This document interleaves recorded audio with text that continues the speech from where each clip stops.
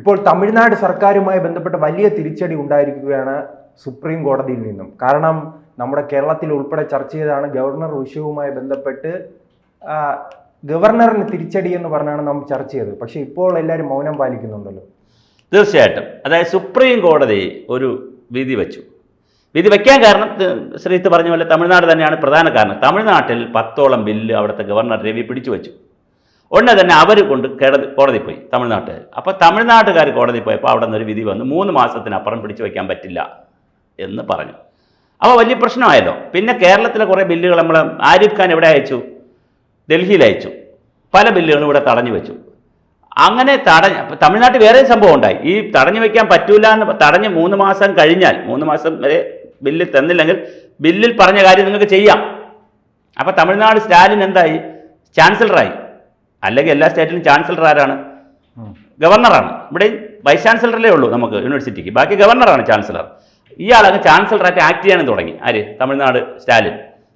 ഗവർണറെ വിളിക്കൂല. യൂണിവേഴ്സിറ്റി സെനറ്റിനും സിൻഡിക്കേറ്റും ഒന്നും ഗവർണറില്ല. ഗവർണർക്ക് ബില്ലും അയക്കൂല, ഒന്നും അയക്കൂല. അങ്ങനെ പോയപ്പോഴാണ് ഇത് ചില ബില്ലുകൾ എവിടെ അയച്ചു? പിന്നെ പ്രസിഡന്റിന് അയച്ചു. അപ്പോൾ പ്രസിഡന്റ് വട്ടായി. അങ്ങനെയാണ് ടേംസ് ഓഫ് റെഫറൻസ് എന്തായിരിക്കണമെന്ന് പ്രസിഡന്റ് ആരോട് ചോദിച്ചത്? സുപ്രീം കോടതി പറഞ്ഞു. എന്താണ് ഭരണഘടന പറയുന്നത്? നമ്മളൊരു തീരുമാനം എടുക്കുക, ഭരണഘടനയാണല്ലോ നമ്മളെ വേദപുസ്തകം. അങ്ങനെ സുപ്രീം കോടതി ഭരണഘടന നോക്കിയപ്പോഴാണ് സുപ്രീം കോടതിക്ക് വിധി പറയേണ്ടി വന്നത്. സുപ്രീം കോടതി പറഞ്ഞു കേരളത്തിനും തിരിച്ചടിയാണ്, തമിഴ്നാട് തിരിച്ചടിയാണ്. അല്ല, കേരളത്തിലെ അതാണ് തുടക്കം സൂചിപ്പിച്ചത്. കേരളത്തിൽ വലിയ രീതിയിൽ അന്ന് ചർച്ചയായിരുന്നു. കാരണം ഗവർണർമാർക്ക് തിരിച്ചടി എന്നുള്ള നിലയിൽ. പക്ഷേ ചർച്ച ചെയ്യുമ്പം കേരളത്തിന് തിരിച്ചടിയാണ്, ഒരു ആശ്വാസവും ഉണ്ട്. ഇതിനകത്ത് ആ വിധി വല്ലാത്തൊരു വിധിയാണ്. അങ്ങനെ ഒരു വിധി വന്നത് എനിക്ക് മനസ്സിലാവുന്നില്ല. ഇങ്ങനെ ഒരു വിധി എങ്ങനെയാണ് ഇടുന്നത്? കാരണം ഒരു ഫെഡറൽ സംവിധാനത്തിൽ കോടതി ഏതെങ്കിലും ഒന്ന് പറയണ്ടേ? പക്ഷെ ഇതിപ്പോൾ ഒരു അഴകുഴമ്പം വിധിയാണത്. വിധി പറയുന്നത് എന്താണ്? ഗവർണറുടെയോ പ്രസിഡന്റിൻ്റെയോ അയക്കുന്ന ബില്ലിന് കാലപരിധി തീരുമാനിക്കാൻ ഞങ്ങൾക്ക് പറയാൻ പറ്റൂല എന്ന് പറഞ്ഞാൽ അതിൻ്റെ വേറൊരർത്ഥം എന്താണ്? അനന്തമായി വേണമെങ്കിൽ വച്ചുകൊണ്ടിരിക്കാമെന്നല്ലേ. അതേ ജഡ്ജിമാർ 5 പേരുണ്ട്. ഭരണഘടന ബെഞ്ച് 5 പേരാണ്. ചെറിയ ചീഫ് ജസ്റ്റിസ് ഉൾപ്പെടെ വളരെ പ്രധാനപ്പെട്ട 5 പേരാണ്. അവർ പറയുന്നു അതേസമയം നിങ്ങൾക്ക് അനന്തമായി വച്ചുകൊണ്ടിരിക്കാനും പറ്റില്ല.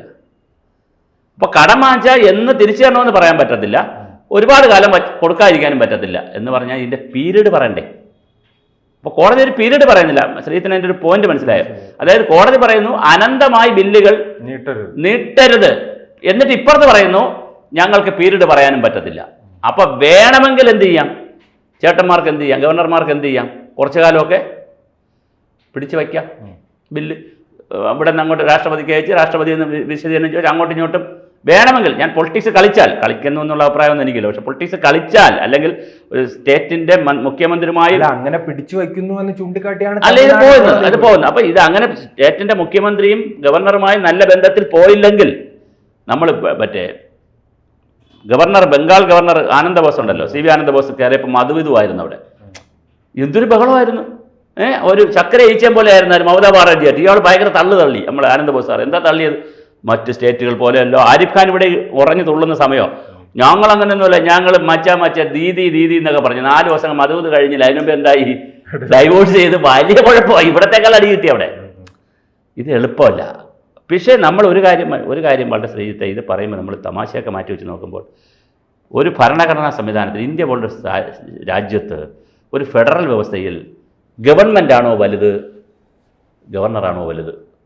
ഗവൺമെൻറ്റാണോ വലുത്, പ്രസിഡൻ്റാണോ വലുത്, കേന്ദ്ര ഗവൺമെൻറ്റാണോ? ഇതൊരു ചോദ്യമുണ്ട് കേട്ടോ, വലിയ ചോദ്യമാണ്. നമ്മൾ സീരിയസ് ആയിട്ട് പറയുമ്പോൾ ഈ ചോദ്യം പ്രധാനമാണ്. കാര്യം ഒരു മാൻഡേറ്റ് വെച്ച് ഒരു പ്രകടന പത്രിക വെച്ച് ഗവൺമെൻറ്റിൽ മത്സരിക്കുന്നു പാർട്ടികൾ. അവർക്കാണ് മാൻഡേറ്റ് കൊടുക്കുന്നത്, ജനങ്ങൾ, ഗവർണർക്കല്ല. ഈ മാൻഡേറ്റ് വെച്ച് ഭരിക്കുന്ന ഗവൺമെൻറ്റിൻ്റെ നയപരമായ കാര്യങ്ങൾ തീരുമാനിക്കാനുള്ള അവകാശം ആർക്കുണ്ട്? അവർക്കുണ്ട്. മാത്രമല്ല നിയമസഭയിലാണ് തീരുമാനിക്കുന്നതെങ്കിൽ അവിടെ ഒരു കാര്യമുണ്ട്. നിയമസഭയിൽ പ്രതിപക്ഷവും ഭരണപക്ഷവും എല്ലാവരും ഉണ്ടല്ലോ ഒരു നിയമസഭയിൽ, ഏത് പാർട്ടി എടുത്താൽ അവരെല്ലാം കൂടി ഒരു കാര്യം തീരുമാനിച്ച് പാസ്സാക്കിയാൽ അതിന് ഒരുപാട് ദിവസം ചവിട്ടിപ്പിടിച്ച് വയ്ക്കുന്നത് ഒരു ഫെഡറൽ വ്യവസ്ഥയിൽ നല്ലതാണോ എന്നുള്ളൊരു ചോദ്യം കോടതി ചോദിച്ചില്ല. അത് കോടതി പറയണമായിരുന്നു. ഒരു ഫെഡറൽ വ്യവസ്ഥയിൽ ഇത് നല്ലതല്ല, അത് വേണം. അപ്പോൾ പിന്നെ എന്താ ചെയ്യാൻ പറ്റുക? അപ്പോൾ ഒരു ചോദ്യം എന്ന് പറഞ്ഞാൽ ഗവർണറും മുഖ്യമന്ത്രിമാരുമായിട്ട് ഏതായാലും ടക്ക് ഓഫ് വാറിൽ പോകരുത്, ഇൻ കൺസൾട്ടേഷനിൽ പോകണം. ചർച്ച ചെയ്യേണ്ടത് ചർച്ച ചെയ്ത് തന്നെ പോകണം. പരസ്പരം അധികാരം വെട്ടിപ്പിടിക്കാൻ നടക്കരുത്. ഗവൺമെൻറ്റിൻ്റെ അധികാരം വെട്ടിപ്പിടിക്കാൻ ഗവർണറുടെ അധികാരം വെട്ടിപ്പിടിക്കാൻ ഗവൺമെൻറ് നടക്കരുത്. ഒരു ഉപദേശക റോളിലുള്ള ആളാണല്ലോ ഗവർണർ എന്ന് പറയുന്നത്. ഗവർണർ പദവി തന്നെ വേണ്ട എന്നുള്ള ചർച്ച രാജ്യത്ത് വളരെ വലുതായിട്ട് വരുന്നുണ്ട്. ഇപ്പം CPI ഒക്കെ പറയുന്ന ചർച്ചയാണ്, ഗവർണർ പദവിയുടെ ആവശ്യമില്ല, അങ്ങനെ ഒരു ഉപദേശമില്ല. പക്ഷേ ഒരു പ്രശ്നമുണ്ട്, സ്റ്റേറ്റ് കൊളാപ്സ് ചെയ്താൽ, സ്റ്റേറ്റിൽ ആഭ്യന്തര ലാൻഡ് ഓർഡറൊക്കെ കൊളാപ്സ് ചെയ്താൽ ഒരു ഭരണ സംവിധാനം വേണ്ടേ? അപ്പോൾ അതുകൊണ്ട് ഒരു കൺട്രോളർ വേണ്ടേ? അപ്പോൾ കൺട്രോളർ വേണം ഒരു പരിധി വരെ, അല്ലെങ്കിൽ പിന്നെ സെൻട്രൽ ഗവൺമെൻറ് നേരിട്ട് കൺട്രോൾ ചെയ്യേണ്ടി വരും സ്റ്റേറ്റിനെ. ഇപ്പോൾ മണിപ്പൂരിലൊക്കെ വലിയ കലാപമൊക്കെ ഉണ്ടായല്ലോ, കാശ്മീരിലൊക്കെ നമ്മൾ കാണുന്നതാണല്ലോ. വലിയ കലാപമൊക്കെ ഉണ്ടാകുമ്പോൾ അവിടെ ഒരു ഗവർണർ ഇല്ലെങ്കിൽ പലപ്പോഴും ഭരിച്ചു പോവുക പ്രയാസമായിരിക്കും. അല്ല, നാം ഇപ്പോൾ പരിശോധിക്കുന്ന കേരളവും തമിഴ്നാടെല്ലാം വലിയ രീതിയിൽ തന്നെ ഗവർണറിനെതിരെയുള്ള പോരാട്ടത്തിലാണ്. അപ്പോൾ ആ പോരാട്ടത്തിന് ഒരു തിരിച്ചടിയാണോ കോടതിയിൽ നിന്നുണ്ടായത്? തീർച്ചയായിട്ടും. കാരണം ഇനിയിപ്പോൾ സംഭവിക്കാൻ പോണ എന്താണ്? കാലപരിധി വയ്ക്കാൻ പറ്റില്ല എന്ന് പറഞ്ഞു. അപ്പോൾ ഗവർണർമാർക്കാണ് അപ്പർ ഹാൻഡ് കിട്ടി. വീണ്ടും വച്ചാൽ കോടതിയിൽ ചെല്ലാന്നാണ് പറയണത്. അപ്പോഴുള്ള കുഴപ്പം എന്താണ്? കോടതിയിൽ ചെല്ലാന്നാണ് പറയുന്നത്. എന്ന് പറഞ്ഞാൽ ഞങ്ങൾ കേസും കൊണ്ട് വാന്നാണ് പറയുന്നത്. അല്ല, നിങ്ങൾക്ക് ഒരു 2 വർഷം വയ്ക്കാം ഒരു ബില്ലിൻ്റെ മെരിറ്റ് അനുസരിച്ച് 6 മാസം 1 വർഷം വരെ ബില്ല് വയ്ക്കാം. ഓക്കെ, അത് കഴിഞ്ഞാൽ ബില്ല് നിങ്ങൾ പാസ്സായതായിട്ട് കണക്കാക്കാം എന്ന് പറയുന്നതിന് പകരം കോടതിയിൽ ഇങ്ങ് വരാനാണ് പറയുന്നത്. അപ്പോൾ ഉള്ള കുഴപ്പം എന്താ? ബില്ല് കൊടുക്കുന്നു, അനന്തമായി നീട്ടിവെക്കുന്നു. ആര്? ഗവർണർമാർ. ഞാനൊരു സാങ്കല്പിക കഥ പറയാം. നീട്ടിവെച്ചാൽ ഇവർക്ക് എവിടെ പോവാം? കോടതി. ഇപ്പം അതും നീളും. തത്വത്തിൽ കോടതി ചെന്നാൽ പിറ്റേ ദിവസം രാവിലെ ഓർഡർ ഇങ്ങോട്ട് കിട്ടില്ലല്ലോ.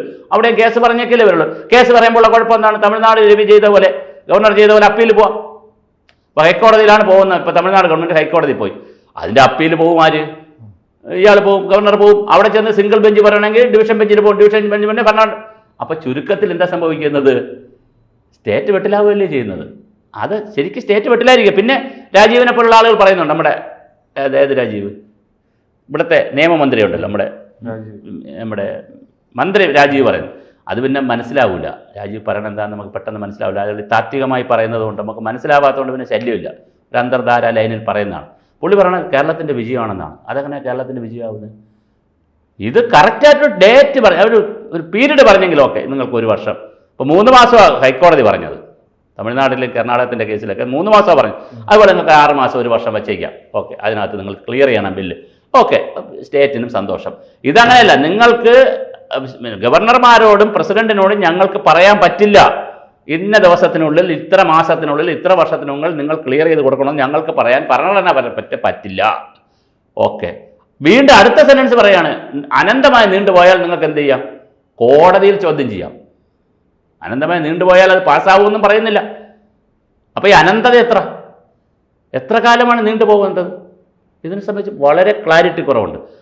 അതുകൊണ്ട് ഈ വിധിയെ സംബന്ധിച്ച് എന്താണ്, ഈ വേണമെങ്കിൽ എടുക്കാം, വേണ്ടെങ്കിൽ വേണ്ടണോ എന്നൊക്കെ പറയുന്ന രീതി ഉണ്ടല്ലോ. വേണോ വേണ്ടെന്ന് വെച്ചാൽ വേണ്ടണോ എന്ന് പറയും നമ്മൾ. അല്ല, പലരും ഇപ്പോൾ ഈ 2 സർക്കാരുകളും പറയുന്ന ഗവർണർ തന്നെ വേണമോ എന്ന രീതിയിലുള്ള ചർച്ച നടത്തുകയാണ്. അതിനിടയിലാണ് ഇപ്പോൾ ഇങ്ങനെ ഒരു വിധിയും. അതുകൊണ്ട് ഗവർണർ വേണോ എന്നുള്ള ചർച്ചയും നടക്കുകയാണ് രാജ്യത്ത്. ഗവർണർ പദവി എന്ന് പറഞ്ഞാൽ അലങ്കാര പദവിയാണ്, അതിൻ്റെ ആവശ്യമില്ല എന്നും കേന്ദ്ര ഗവൺമെന്റിന് സംസ്ഥാന ഗവൺമെന്റിന്റെ പുറത്ത് കുതിര കയറാനും സംസ്ഥാന ഗവൺമെന്റിനെ കൺട്രോൾ ചെയ്യാനുമാണ് ഗവർണർ പദവി എന്നുള്ളത് പറഞ്ഞു തുടങ്ങിയിട്ട് എത്ര കാലമായി?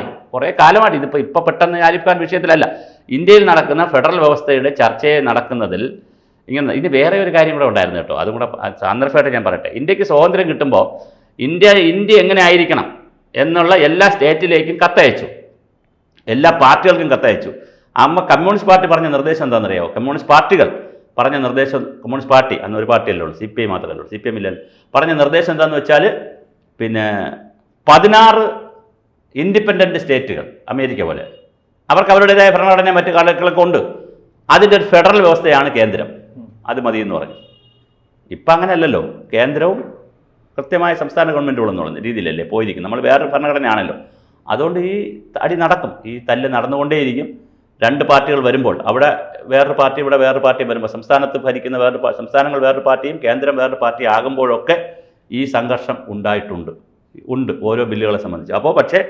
അപ്പോൾ നമ്മൾ ചർച്ച ചെയ്യേണ്ട വിഷയം ഈ ഇതിൻ്റെ ഫൈനാലിറ്റിയിൽ വരുമ്പോൾ ആർക്കാണ് അപ്പർ ഹാൻഡ് കൊടുക്കേണ്ടത്? ഗവൺമെൻറ്റിന്, തിരഞ്ഞെടുക്കപ്പെട്ട ഗവൺമെൻറ്റിനാണോ, നോമിനേറ്റ് ചെയ്ത് വരുന്ന ഗവർണർക്കാണോ അപ്പർ ഹാൻഡ് എന്നൊരു ചോദ്യമുണ്ട്. ഒന്ന്, കോടതി പറഞ്ഞ വിധി വളരെ കൃത്യമായി 2 സ്റ്റേറ്റിനല്ല എല്ലാവർക്കും തിരിച്ചടിയാണ്.